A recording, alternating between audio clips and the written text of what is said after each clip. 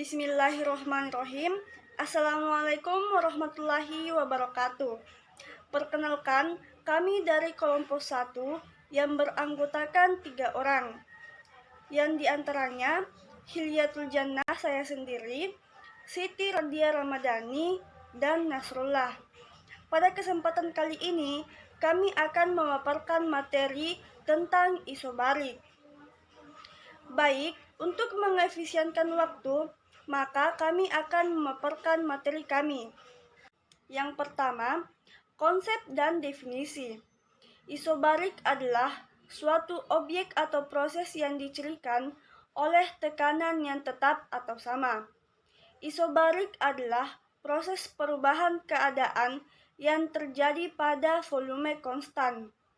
Jika gas melakukan proses termodinamika dengan menjaga tekanan tetap konstan, gas dikatakan melakukan proses isobarik. Karena gas berada dalam tekanan konstan, gas melakukan usaha, atau W sama dengan PAV.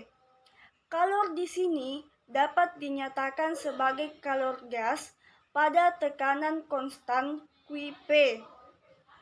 Berdasarkan hukum 1 termodinamika, pada proses isobarik berlaku. Selanjutnya yaitu mekanisme proses. Proses isobarik merupakan proses perubahan sistem pada tekanan tetap. Jika sejumlah kalor diberikan kepada sistem dengan tekanan tetap, volumenya akan bertambah seiring pertambahan kalor yang masuk.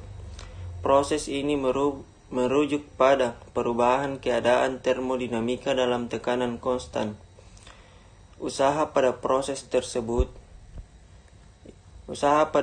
isobarik atau W dapat dirumuskan sebagai hasil kali antara tekanan atau P dan perubahan volume atau delta V. Dalam rumus matematika, kita dapat menjabarkan proses isobarik sebagai berikut. W sama dengan P dikali delta V. Pada proses isobarik, hukum 1 termodinamika dapat dinyatakan sebagai berikut. Delta Q sama dengan delta U tambah delta W.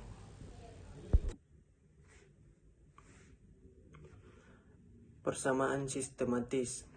Pada proses isobarik berlaku persamaan V2 per T2 sama dengan V1 per T1.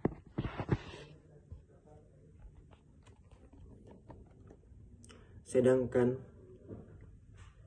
besarnya usaha yang dilakukan sama dengan luasan yang diarsir grafik P kurang V di bawah.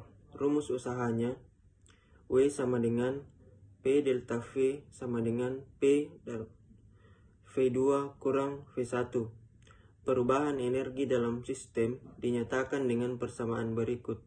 Delta U sama dengan Q kurang W. Contoh penerapannya. Penerapan proses isobarik ini dapat dijumpai pada kasus pemanasan air di dalam ketel mesin uap sampai ke titik didihnya dan diuapkan sampai air menjadi uap.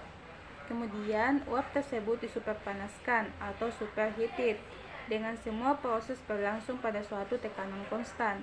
Sistem tersebut adalah H2O di dalam sebuah wadah yang berbentuk silinder. Sebuah penghisap kedap udara yang tak mempunyai gesekan dibebani dengan pasir untuk menghasilkan tekanan yang didinginkan pada H2O dan untuk mempertahankan tekanan tersebut secara otomatis. Kalor dapat dipindahkan dari lingkungan ke sistem dengan menggunakan sebuah pembakar Bunsen. Jika proses tersebut terus berlangsung cukup lama, maka air mendidih dan sebagian air tersebut diubah menjadi uap.